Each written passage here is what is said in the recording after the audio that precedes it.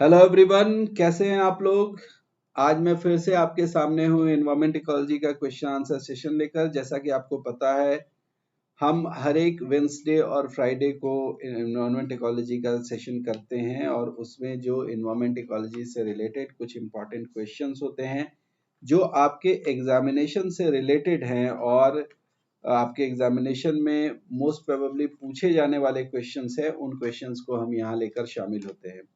तो आज मैं एक बार फिर आपके सामने हूँ इस सीरीज के सेशन 12 को लेकर।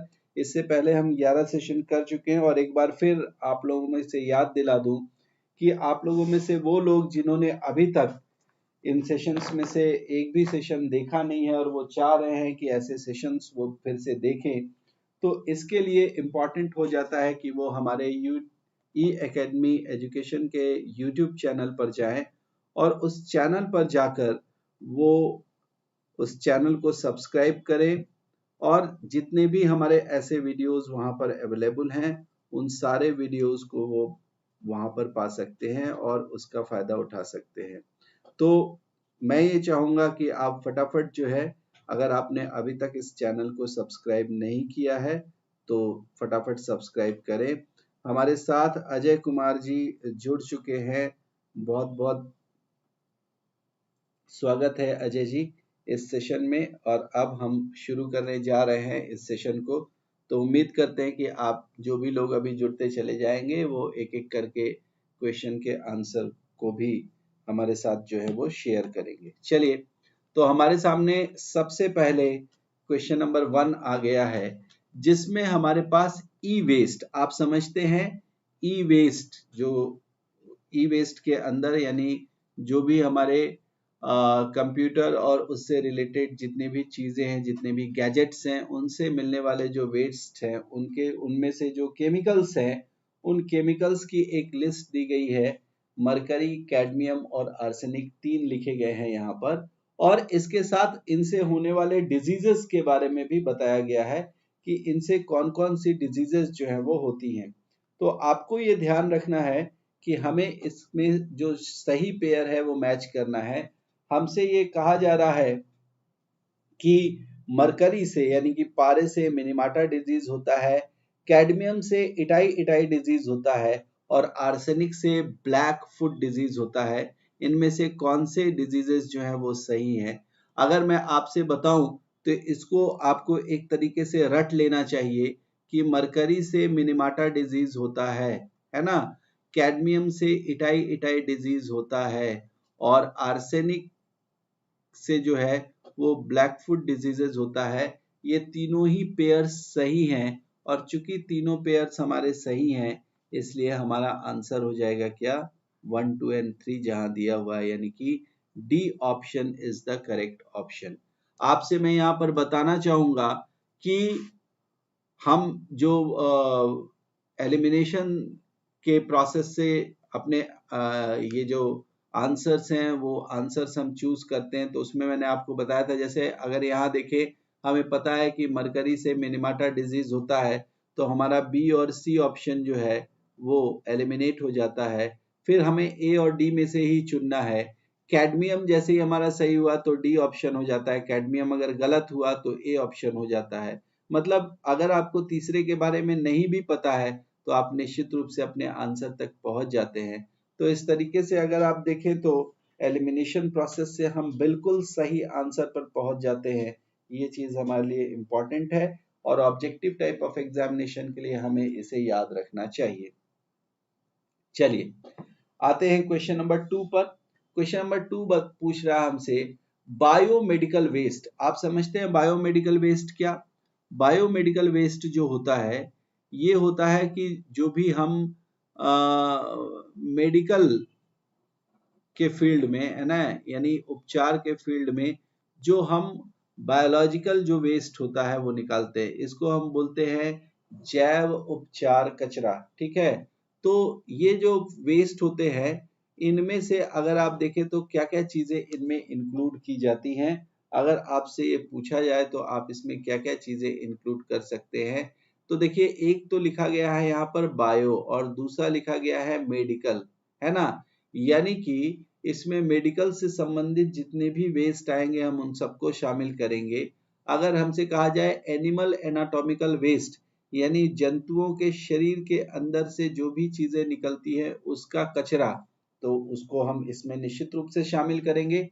यानी कि एक जिसमें भी शामिल होगा वो हमारा आंसर होगा। यहाँ पर सी में एक शामिल नहीं है तो इसलिए सी को पहले हमने एलिमिनेट कर दिया। अब हम ए, बी और डी में से आंसर चुनेंगे।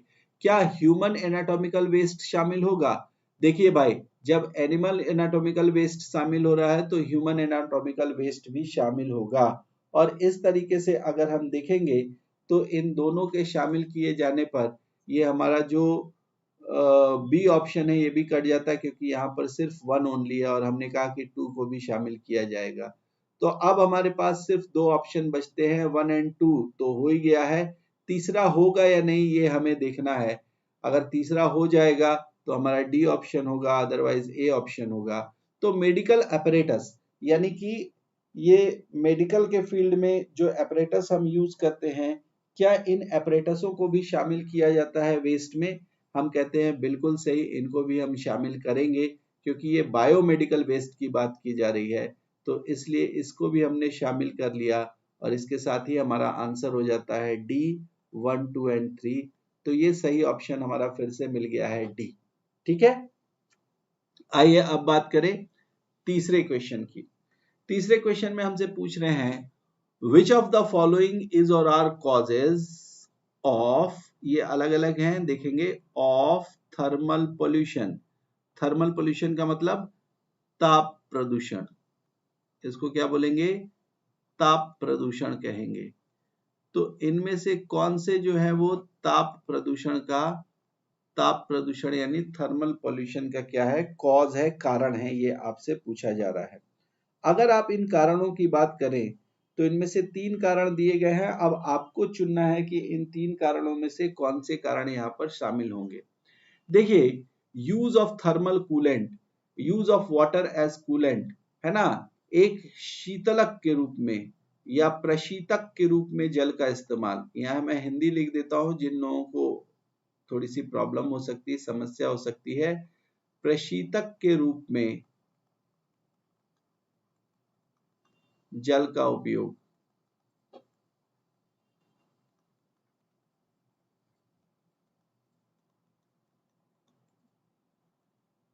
ठीक है।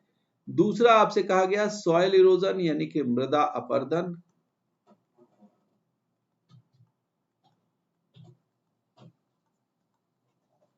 और तीसरा हमसे कहा गया सिल्टेशन ऑफ वाटर बॉडीज यानी कि जलाशयों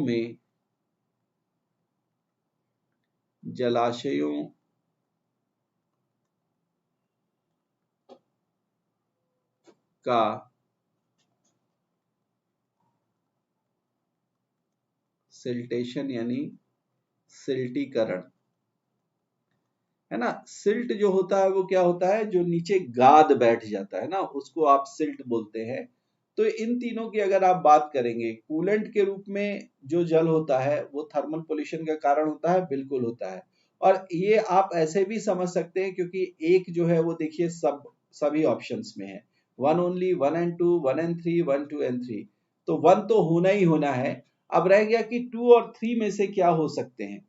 2 और 3 में से अगर मैं बताऊं आपको, तो सॉइल इरोजन और सिल्टेशन ऑफ वाटर बॉडीज, ये दोनों भी जो हैं वो ताप प्रदूषण के कारण बनते हैं, है ना। ये दो जो चीजें हैं, मृदा अपरदन जो है ये भी ताप प्रदूषण का कारण है। और इसके साथ साथ अगर आप बात करेंगे तो सिल्टेशन ऑफ वाटर बॉडीज जो है वो भी ताप प्रदूषण का कारण है।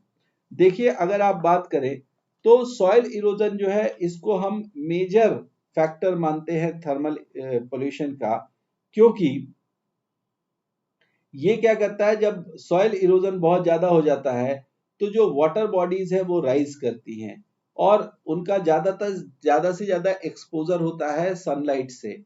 सनलाइट से जितना ज्यादा एक्सपोजर होगा वाटर उतना ज्यादा वार्म होगा। तो इस तरीके से सॉइल इरोजन जो है वो कहीं ना कहीं बहुत इंपॉर्टेंट फैक्टर बन जाता है, किस चीज के लिए, थर्मल पोल्यूशन के लिए। और जहां तक बात है सिल्टेशन ऑफ वाटर बॉडीज की, सेम कंडीशन यहाँ पर भी है कि अगर गाद पानी में ज्यादा बैठेगा तो पानी जो है वो ऊपर की ओर उठकर आएगा और इसकी वजह से भी थर्मल पोल्यूशन जो होता है वो देखने को मिलता है। तो इस क्वेश्चन का भी सही आंसर अगर मैं बताऊं, सेकंड सही होने से आप इसको काट सकते हैं, है ना। वन ओनली तो कट ही जाएगा क्योंकि सेकंड सही हो गया। और रह गई बात कि थर्ड होगा या नहीं, तो मैंने बताया थर्ड भी होगा तो आप इसको भी काट सकते हैं और आपका आंसर हो जाएगा फिर से क्या, डी। तो इस तरीके से डी आंसर के साथ जो है वो आप फिर बता सकते हैं कि ये तीनों ही चीजें जो है, ये तीनों ही कारण जो यहाँ बताए गए हैं वो ताप प्रदूषण या थर्मल पोल्यूशन के कारण है। ठीक है, चलिए इसके बाद आते हैं आगे fourth question. Fourth question, which of the following elements and compounds observe bioaccumulation along the food chain?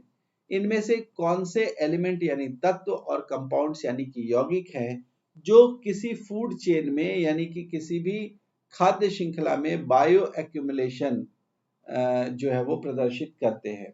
और इनमें से तीन चीजें दी गई हैं। देखिए, एक तो आपके पास डीडीटी दिया गया है।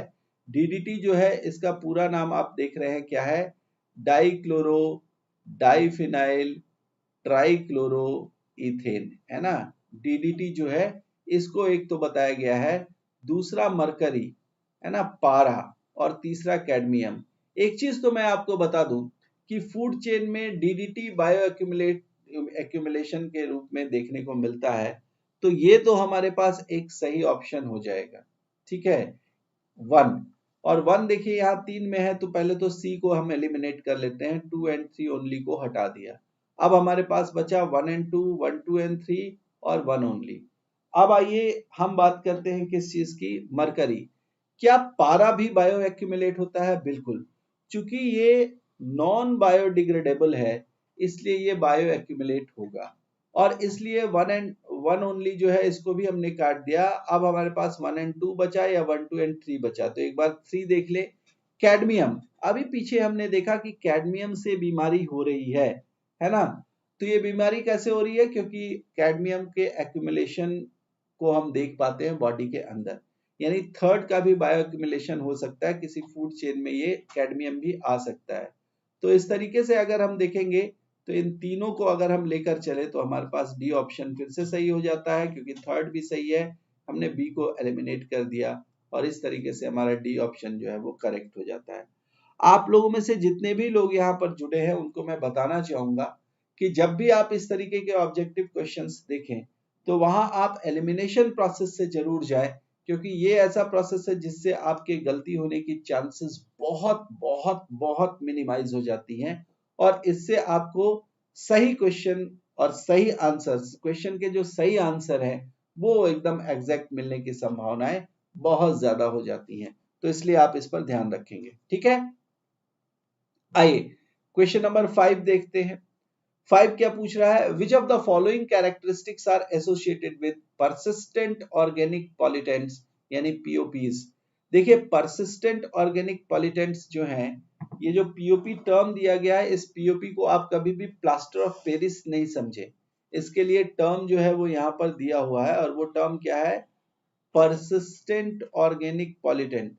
परसिस्टेंट ऑर्गेनिक पॉल्यूटेंट, ठीक है। तो बायोमैग्निफिकेशन, बायो एक्यूमुलेशन या resistance to environmental degradation. Biomagnification Hindi में बोलते हैं जैव आवर्धन,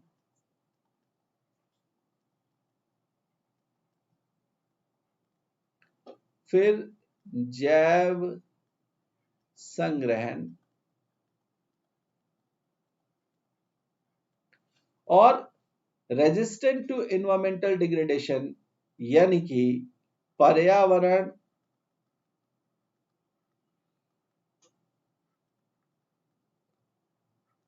अवनयन के प्रति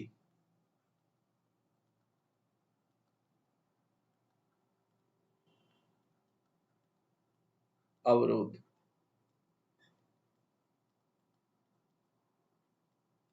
ठीक है, तो इन तीनों में से आपसे पूछा जा रहा है कि कौन से ऐसे कैरेक्टरिस्टिक्स है जो कि इंपॉर्टेंटली जाने जाएंगे किस चीज के लिए, पीओपीज यानी परसिस्टेंट ऑर्गेनिक पॉल्यूटेंट के लिए। देखिए जो परसिस्ट करेगा, जो बना रहेगा, तो उसी को आप कह सकते हैं कि वो क्यों बना रह रहा है, इसलिए क्योंकि वो जब एक बार शरीर के अंदर प्रवेश कर जाता है उसके बाद उसकी सांद्रता बढ़ती चली जाती है।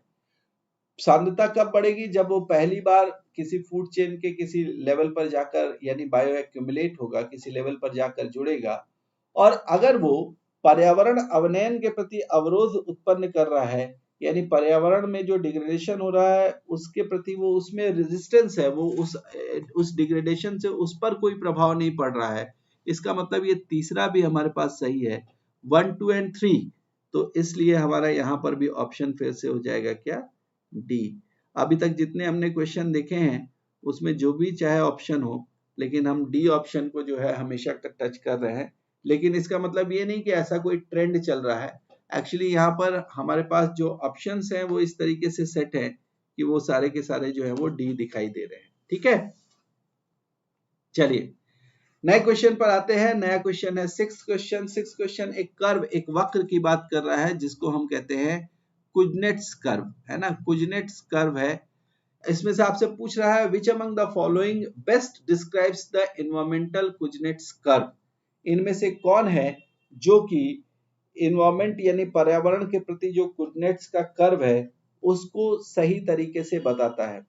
तो आप ये ध्यान में रखेंगे कि पर्यावरण में जो पोल्यूशन हो रहा है, वातावरण में जो प्रदूषण हो रहा है, उस प्रदूषण को देखते हुए कुजनेट्स ने एक कर्व दिया था, उसको मैं यहाँ पर बना रहा हूं, आप में से जो भी है वो इस चीज पर ध्यान रखेंगे। कुजनेट्स ने एक कर्व दिया था जिस कर्व में उन्होंने एक्स एक्सिस यानी नीचे वाले एक्सिस पर कैपिटा इनकम को रखा था। पर कैपिटा इनकम यानी इसको हम बोलते हैं प्रति व्यक्ति आय, पर कैपिटा इनकम यानी प्रति व्यक्ति आय। और इस तरीके से वाई एक्सिस पर जो है उन्होंने रखा था इन्वायरमेंटल डिग्रेडेशन को, इन्वायरमेंटल डिग्रेडेशन, ये हम यहाँ पर लिख रहे हैं ई डिग्रेडेशन, है ना, ई डिग्रेडेशन, डिग्रेडेशन, ठीक है। तो एनवायरमेंटल डिग्रेडेशन और पर कैपिटा इनकम में संबंध बताया था कुजनेट्स ने, और उन्होंने कहा था कि पर कैपिटा इनकम और एनवायरमेंटल डिग्रेडेशन के बीच जो है वो काफी ज्यादा रिलेशन है। इसको आप कैसे समझ सकते हैं, तो उन्होंने बताया था कि इस तरीके से एक इन्वर्टेड यू आकार का कर्व आएगा, और उस यू आकार के कर्व में ये बताया था उन्होंने कि अगर हम दो हाफ में इसको डिवाइड कर लें और इन्वायरमेंट में डिग्रेडेशन अगर ज्यादा होगा, डिग्रेडेशन क्या होगा, अगर ज्यादा होगा, तो उस डिग्रेडेशन के ज्यादा की वजह से, उस डिग्रेडेशन के ज्यादा होने की वजह से हम पर कैपिटा इनकम को भी बढ़ता हुआ देखेंगे, यानी पर कैपिटा इनकम भी इस तरीके से बढ़ता जाएगा। जैसे जैसे इन्वायरमेंटल कंडीशन जो है वो इम्प्रूव होगी यानी डिग्रेडेशन कम होगा, वैसे वैसे बताया इन्होंने कि जो पर कैपिटा इनकम है उस पर उसका क्या प्रभाव पड़ेगा। ठीक है, तो ये जो दिखाया गया है इसमें आप सीधा सीधा जाने कि बी ऑप्शन में हमारा यहाँ पर कह रहा है, पहला ऑप्शन क्या था, there is a direct relationship between environmental quality and economic development, नहीं क्वालिटी की बात नहीं की गई थी, इन्वायरमेंटल डिग्रेडेशन की बात की गई थी, इसलिए पहला कट जाता है। दूसरा बोला there is an inverted U shape relationship, inverted U shape relationship between pollution and economic development, pollution यानी इन्वायरमेंटल डिग्रेडेशन और इकोनॉमिक डेवलपमेंट यानी आर्थिक विकास। तो पर कैपिटा इनकम से कहीं ना कहीं हम आर्थिक विकास को जोड़ते हैं, और इस तरीके से अगर हम बात करें तो हमारे पास जो ऑप्शन हो जाता है वो हो जाता है बी, है ना। तो बी ऑप्शन इसका जो है वो करेक्ट ऑप्शन है। बहुत ही इंपॉर्टेंट क्वेश्चन है, आप ध्यान रखेंगे, मैं इसको इसलिए इंपॉर्टेंट कह रहा हूं क्योंकि आज के दौर में इस कर्व का जो है वो बड़ा रेलेवेंस हो गया है, तो इसको ध्यान में रखते हुए आपसे प्रश्न पूछे जा सकते हैं, मुझे ऐसी उम्मीद है। तो इसका आप ध्यान रखेंगे कि कैसे ये प्रश्न जो है वो आप कवर करेंगे। ठीक है, आइए क्वेश्चन नंबर 7 पर आ जाते हैं। क्वेश्चन नंबर 7 पूछ रहा है excessive release of the pollutant, यानी इनमें से जो प्रदूषक नीचे बताए गए हैं उनमें आप बात करें, carbon monoxide into the air में प्रोड्यूस, यहाँ पर गैप नहीं है, थोड़ा सा टाइपिंग मिस्टेक हुई है, आप ध्यान रखेंगे, may produce a condition in which oxygen supply in the human body decreases। ठीक है, यानी कार्बन मोनोऑक्साइड जब एयर में ज्यादा प्रोड्यूस होता है तो वो एक ऐसी स्थिति पैदा करता है जिसमें ह्यूमन बॉडी के अंदर जो ऑक्सीजन की सप्लाई है वो कम हो जाती है।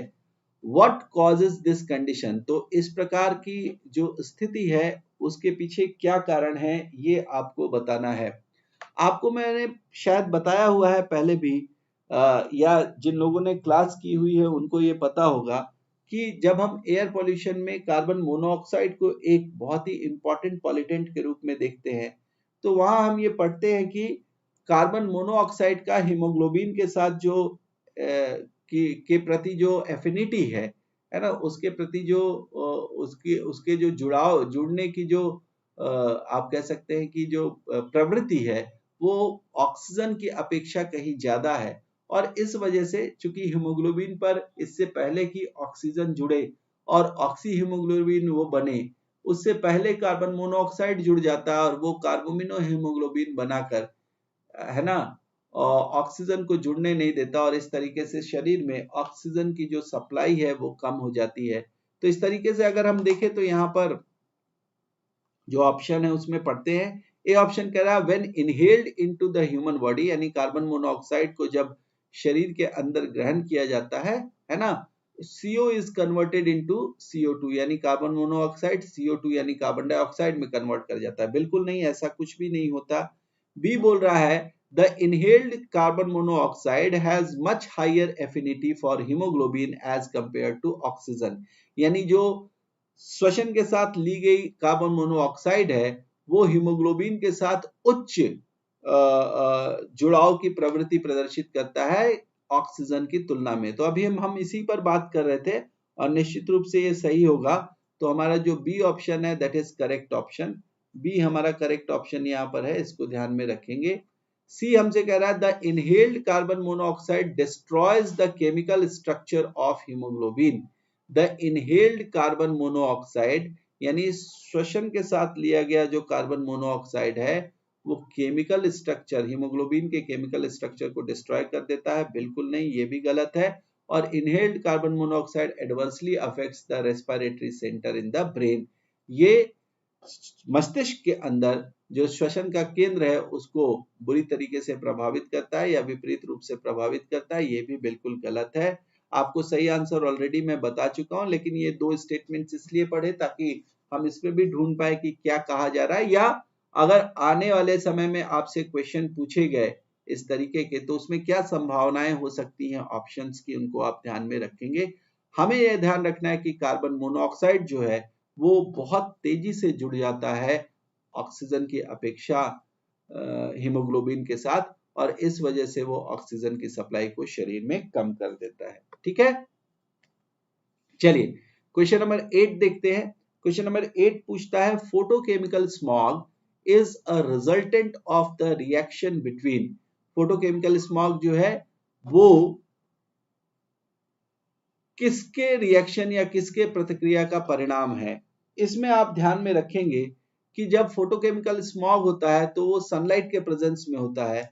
इसमें आप देखें कि दो ऑप्शन में सनलाइट नहीं दिया हुआ है, सी में और डी में, तो इनको हम पहले ही हटा देते हैं। सनलाइट यहां भी नहीं है, यहां भी सनलाइट नहीं है। अब आ गया हमारे पास दो ऑप्शन जिनमें सनलाइट दिया गया है, तो उसमें हम अब कॉम्पोजिशन देख लें। देखिए कभी भी जब फोटो केमिकल स्मॉग की बात आएगी, परऑक्सी एसिटाइल नाइट्रेट जो है, परऑक्सी एसिटाइल नाइट्रेट जो है वो बिल्कुल मिलेगा, है ना, तो इसको ध्यान में रखेंगे, ये दोनों ऑप्शन में है। ऑक्सीजन बिल्कुल मिलेगा, ये भी दोनों ऑप्शन में है। लेकिन फोटोकेमिकल स्मॉग में कार्बन मोनोऑक्साइड नहीं होता, फोटोकेमिकल स्मॉग में कार्बन मोनोऑक्साइड नहीं होता। इस वजह से इस ऑप्शन को हम काट सकते हैं और हमारे पास जो सही ऑप्शन है वो हो जाएगा ए, यानी कि फोटोकेमिकल स्मॉग बनाने में सनलाइट के प्रेजेंस में 3 चीजें, कौन कौन सी? नाइट्रोजन ऑक्साइड, ठीक है, ऑक्सीजन और पर ऑक्सी एसिटाइल नाइट्रेट जो है ना, यानी इसको हम क्या बोलते हैं? पैन। पर ऑक्सी एसिटाइल नाइट्रेट को पैन बोलते हैं। तो पैन, इसकी प्रेजेंस, ये तीनों प्रेजेंट होते हैं और ये तीनों जब क्या करते हैं? रिएक्ट करते हैं सनलाइट के प्रेजेंस में, तो फोटोकेमिकल स्मॉग बनता है, फोटोकेमिकल स्मॉग बनता है। तो इस तरीके से हमारा ये 8वां क्वेश्चन का भी सही आंसर मिल चुका है। आइए अब 9th क्वेश्चन देखते हैं। क्वेश्चन नंबर 9th क्या कह रहा है? क्वेश्चन नंबर 9 बोल रहा है ड्यू टू इम्प्रॉपर और इनडिस्क्रिमिनेट डिस्पोजल, यहां पर फिर से टाइपिंग मिस्टेक है थोड़ा सा, डिस्पोजल है ना, बीच में गैप नहीं है, इसलिए आप ध्यान रखेंगे यहां से, है ना। Indiscriminate disposal of old and used computers, फिर से एक गैप देंगे, और there parts, which of the following are released into the environment as e-waste, यानी से हम सीधे सीधे कहें कि जो पुराने और उपयोग किए गए कंप्यूटर या उनके पार्ट है, अगर उनका बिना छटाई से या बेतरतीब तरीके से निस्तारण किया जाए, तो उसके परिणाम स्वरूप इनमें से इन्वायरमेंट में यानी पर्यावरण में कौन से तत्व जो है वो ई वेस्ट के रूप में या ई कचरा, इसको क्या बोलेंगे? ई कचरा बोलेंगे, ई कचरे के रूप में जो है वो पाया जाएगा। हमारे पास यहाँ पर 7 अलग अलग तरीके के आप देखें दिए गए हैं, क्या तत्व दिए गए हैं। इनमें से मैं आपको बताना चाहूंगा कि जो बेरिलियम है ये निश्चित रूप से वहां पाया जाता है ई वेस्ट के फॉर्म में, यानी 1 होगा तो आपका जो सी ऑप्शन है वो कट जाता है। इसके बाद आप देखें कैडमियम भी होता है ई कचरा में, तो 2 जिसमें है, 2 जिसमें नहीं है उसको आप काट दें, ए में 2 नहीं है, ये भी कट जाएगा हमारे पास। देखिए कितने आसानी से हमारे पास इतने सारे हैं, है ना, 1 से लेकर 7 तक तत्व दिए गए हैं, लेकिन फिर भी हमें बिना कंफ्यूज हुए काम कर लेना है। तो ये काम हम सिर्फ एक ही प्रोसेस से कर सकते हैं और वो है हमारा एलिमिनेशन प्रोसेस। तो अभी ध्यान रखें। अब आप देखें आपके पास सिर्फ 2 ऑप्शन बचे हैं, बी और डी। बी और डी में देखें 3 है, इसका मतलब क्रोमियम तो होगा ही होगा, इसमें कोई संदेह नहीं है। बेरिलियम के साथ कैडमियम और कैडमियम के साथ क्रोमियम, ये 3 तो हैं ही हैं। लेकिन उसके बाद आपके पास दिया हुआ है हेप्टाक्लोर। हेप्टाक्लोर जो है वो ई वेस्ट के रूप में नहीं मिलता, इसलिए इस 4 को हम काट देंगे। जैसे ही हमने 4 को काटा तो 4 जहां नहीं है उसको हम एक बार ढूंढ लें। बी में 4 नहीं है, सॉरी बी में 4 नहीं है और डी में 4 है। 4 हमें नहीं चाहिए, इसका मतलब जहां 4 है वो हमारा गलत ऑप्शन है, तो डी को हमने काट दिया। जैसे ही हमने डी को काटा हमारे पास निकल के आ गया बी ऑप्शन सही, क्योंकि यही अब एक बच रखा है। तो आप देखें मरकरी ई वेस्ट का पार्ट है ना, लेड ई वेस्ट का पार्ट है, लेकिन प्लूटोनियम ई वेस्ट के अंतर्गत नहीं आता है। तो कुल मिलाकर जहां पर भी 1 2 3 5 एंड 6 है, 1 2 3 5 एंड 6, वो आंसर हमारा सही होना चाहिए और वो है बी में। लेकिन ये बहुत ही हमें तंदेही से करना पड़ेगा, इसको ध्यान में रखते हुए एलिमिनेट करना पड़ेगा, तो हम बिल्कुल सही आंसर पर पहुंच जाएंगे और उसमें कोई भी कंफ्यूजन हमारे साथ नहीं होगी। ठीक है, आइए अब लास्ट क्वेश्चन हम देखते हैं। लास्ट क्वेश्चन हमारे पास है which of the following can be found as, ये ध्यान रखेंगे यहां पर, as pollutants in the drinking water in some, ये यहां पर गैप है, in some parts of India, यानी भारत के कुछ भागों में ड्रिंकिंग वाटर यानी कि जो पीने योग्य पानी है उसमें पॉलिटेंट यानी प्रदूषक के रूप में पाया जाता है, निम्नलिखित में से कौन?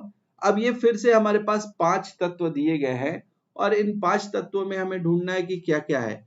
आर्सेनिक, आर्सेनिक अभी पीछे हमने पढ़ा था, आर्सेनिक से बीमारी हो रही थी, ठीक है, ब्लैक फुट डिजीज। तो ये आर्सेनिक जो है वो पीने वाले पानी में होता है, यानी जहां जहां एक होगा वो हमारे आंसर में शामिल होगा। तो आप देखिए बी में एक नहीं है, इसलिए इसको हमने एलिमिनेट कर दिया। ठीक है, इसके बाद देखिए हमारे पास सॉर्बिटॉल आ जाता है। सॉर्बिटॉल जो है वो पॉलिटेंट के फॉर्म में ड्रिंकिंग वाटर में नहीं पाया जाता है, तो इसको हमने हटा दिया। जहां 2 है वो हमारा ऑप्शन नहीं होगा। कहां कहां 2 है, तो 2 हमारे पास, अब ये जो 3 ऑप्शन बचे हैं उसमें से डी में है, इसलिए डी ऑप्शन भी हमारा नहीं होगा, हटा दिया। अब आपके पास आता है फ्लोराइड। फ्लोराइड से फ्लोरोसिस होता है, ड्रिंकिंग वाटर में ये आ जाता है, हम सब लोगों को पता है। तो इस तरीके से हम फ्लोराइड को जो है वो शामिल करेंगे अपने आंसर में। अब इसमें आप देखें फ्लोराइड तो ऑब्वियसली जो 2 चीजें बची हैं हमारे पास, ए और सी, इनमें फ्लोराइड होगा ही होगा, ये हमें पता है, तो इसलिए इसको हमने ध्यान में रखा। इसके बाद फॉर्मल्डिहाइड। देखिए आज तक हमने ये नहीं सुना कि फॉर्मल्डिहाइड जैसी चीज जो है वो ड्रिंकिंग वाटर में देखने को मिलती है, एल्डिहाइड जैसी चीज, तो इसको हमने हटा दिया। जैसे ही हमने 4 को हटाया, हमारा ए ऑप्शन भी क्रॉस हो जाता है क्योंकि यहाँ 4 नहीं है ना। और इस तरीके से हम देखें तो सॉरी, ए अभी नहीं हटेगा, 1 और 3 तो है ही है। हमें देखना था 4 गलत है, 4 यहाँ भी नहीं है, 4 यहाँ भी नहीं है, 4 गलत होगा भी होगा। और यूरेनियम की बात अब कर ले तो यूरेनियम जो है वो यूरेनियम हमारे ऑप्शन में आना चाहिए, क्योंकि uranium radio active substance drinking water में मिल जाता है। तो इस तरीके से यूरेनियम जो है वो चूंकि होगा, इसलिए इस क्वेश्चन का सही आंसर है सी। हम ए को काट देंगे, हालांकि मैंने पहले ही काट दिया, लेकिन इसको आपको ध्यान में रखना है कि ऑलरेडी जो हमारे पास 2 ऑप्शन बचे थे उसके अनुसार 3 होता और 4 नहीं होना चाहिए था हमारे ऑप्शन में। तो फॉर्मल्डिहाइड नहीं होता है ड्रिंकिंग वाटर में, ये हमें पता है। इस तरीके से हम अपने सही आंसर तक पहुंच गए, यानी ड्रिंकिंग वाटर में आर्सेनिक, फ्लोराइड और यूरेनियम जैसे पॉल्यूटेंट जो है वो पाए जाते हैं, है ना।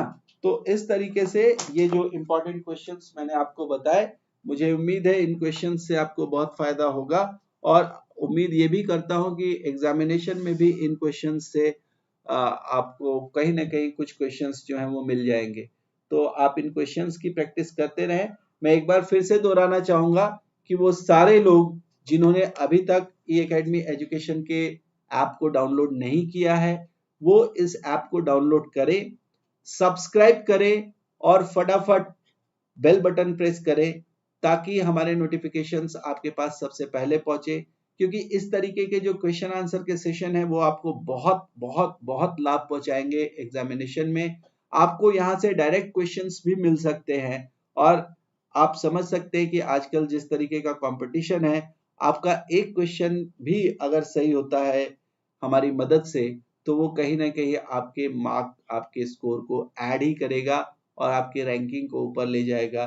तो इसलिए आप इन क्वेश्चंस को जरूर देखें। और जिन लोगों ने भी अभी तक हमारे पुराने सेशंस नहीं देखे हैं, क्योंकि ये हमारा 12वां सेशन है एनवायरमेंट इकोलॉजी का, इससे पहले के 11 सेशन अगर आपने नहीं देखे हैं तो उन 11 सेशंस के वीडियोस देखने के लिए आप ई एकेडमी एजुकेशन के चैनल पर जाएं, उसे सब्सक्राइब करें और अपने दोस्तों के साथ भी शेयर करें। वहां पर ये सारे वीडियोस आपको मिल जाएंगे। तो इसी तरीके के वीडियोस अगर आपको चाहिए तो आप फटाफट सब्सक्राइब करके हमारे नोटिफिकेशंस का इंतजार करें, बेल बटन जो है उसको दबाना ना भूलें और हमारे नोटिफिकेशंस को सबसे पहले पाएं। ठीक है, तो आज के इस पूरे सेशन के लिए मैं आपके जुड़ने के लिए मैं आप लोगों का धन्यवाद करता हूं। Thank you very much. Good day.